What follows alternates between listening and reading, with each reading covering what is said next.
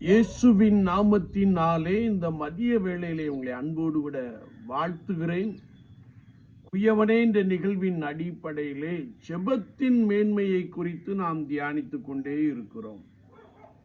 இன்றைக்கும் சங்கீதம் 119, 156 நாம் வாசிக்கின்ற போது, கர்த்தாவே உமது இரக்கங்கள் மிகுதியாயிருக்கிறது, உமது நியாயங்களின்படி என்னை உயிர்ப்பியும் என்று சொல்லுகிற, ஆண்டவரை நோக்கி விண்ணப்பம் பண்ணுகிற ஒரு வார்த்தையை நாம் இங்கே வாசிக்க முடியும்.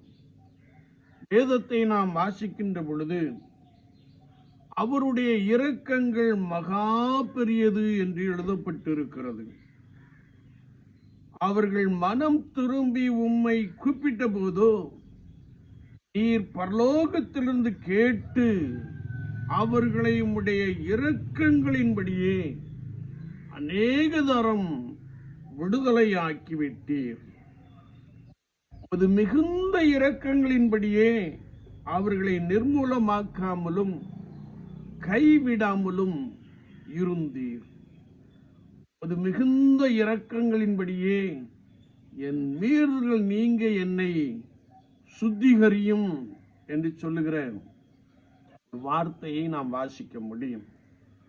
சங்கீதம் 69:16 நாம் வாசிக்கின்ற போது, உருக்கமான இரக்கங்களின்படியே என்னை கடாட்சித்தருளும். ஆண்டவரே, உமது உருக்கமான இரக்கங்கள் என்று எழுதப்பட்டிருக்கிறது. நாம் நிர்மூலமாகாதிருப்பது கர்த்தருடைய கிருபையே. அவருடைய இரக்கங்களுக்கு முடிவில்லை. ஆண்டவரிடத்தில் இரக்கங்களும் மன்னிப்புகளும் உண்டு என்று பரிசுத்த வேதாகமத்திலே எழுதப்பட்டிருக்கிறது. என்னை கேட்டுக்கொண்டிருக்கிற என் அன்பு சகோதரனே, சகோதரியே, ஆண்டவர் மகா இரக்கம் உடையவர். அவர் உருக்கமான இரக்கம் உடையவர். அவர் மிகுந்த இரக்கம் உடையவர். அது மாத்திரமல்ல, அவருடைய இரக்கங்களுக்கு முடிவே இல்லை என்று எழுதப்பட்டிருக்கிறது. எப்பொழுதென்றால், நாம் வேதத்தை வாசிக்கின்ற பொழுது, அவர்கள் மனம் திரும்பி உம்மை கூப்பிட்ட போதோ என்று கர்த்தருடைய வார்த்தையிலே நாம் வாசிக்க முடியும். நினிவே பட்டணத்தாரை குறித்து நாம் வேதத்திலே வாசிக்கின்ற பொழுது, யோனா என்ற தேவனுடைய மனிதன் 3 நாட்கள் பிரயாண விஸ்தாரமுள்ள நினிவே பட்டணத்தில் 1 நாள் பிரயாணம் பண்ணி, இன்னும் 40 நாட்கள் உண்டு, நினிவே கவிழ்க்கப்பட்டு போம் என்று சொன்னான். இதை கேட்ட அப்பட்டணத்தின் ராஜா முதல் கொண்டு அனைத்து ஜனங்களும், அனைத்து குடும்பத்தின் பிள்ளைகளும், மிருக ஜீவன்களும் குசியாமலும் குடியாமலும் சாம்பலில் ரட்டுடுத்தி இருந்தார்கள் என்பதை குறித்து நாம் பரிசுத்த வேதாகமத்திலே மிக தெளிவாக வாசிக்க முடியும். அவர்கள் தங்கள் பொல்லாத வழிகளை விட்டு மனம் திரும்பி, ஆண்டவரே எங்களை அழித்து போடாதிரும் என்று சொல்லி ஆண்டவரை நோக்கி கூப்பிட்டார்கள். வேதம் சொல்லுகிறது, வலதுகைக்கும் இடதுகைக்கும் வித்தியாசம் அறியாத ஜனங்கள் என்று எழுதப்பட்டு இருக்கிறது.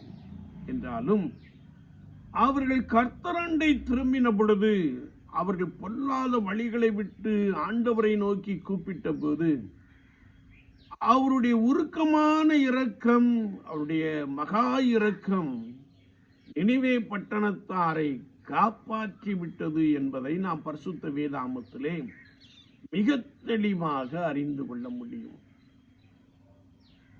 சங்கீதம் 103 நாம் வாசிக்கின்ற பொழுது, அவர் தமது இரக்கங்களினாலே உன்னை முடிசூட்டினார்.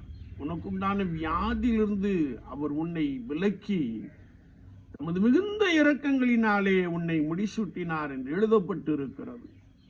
என்னை கேட்டுக்கொண்டிருக்கிற என் அன்பு தெய்வ ஜனங்களே, விசுவாச வாழ்க்கையிலே நாம் நம்முடைய பொல்லாத வழிகளை விட்டு மனம் திரும்புகின்ற பொழுது ஆண்டவர் நம் மீது இரக்கம் உடையவராக இருக்கிறார். அவர் நம்மை காப்பாற்றுகிறவராக இருக்கிறார் என்பதை குறித்து வசனம் மிக தெளிவாக கற்றுக் கொடுக்கிறது. எனவே நாம் நம்முடைய பொல்லாத நினைவுகள், நம்முடைய பொல்லாத வழிகளை விட்டு கர்த்தரண்டை திரும்புகின்ற பொழுது அவருடைய இரக்கங்களுக்கு முடிவில்லை. நாம் நிர்மூலமாகாதிருப்பது கர்த்தருடைய கிருபையே.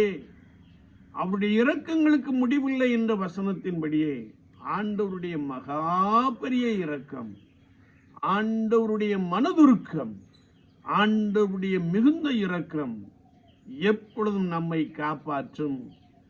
ஆண்டவர் நம்மோடு கூட நம்மை பலமாய் நடத்துவார். நாம் அவருக்குரியவர்களாக மாறிவிடுவோம்.